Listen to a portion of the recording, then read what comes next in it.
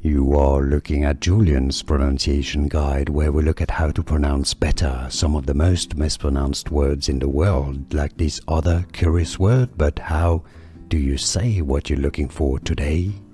We are looking at how to pronounce this name, as well as how to say more interesting but often confusing names and medical terms that many mispronounce. So make sure to stay tuned to the channel if you enjoy learning.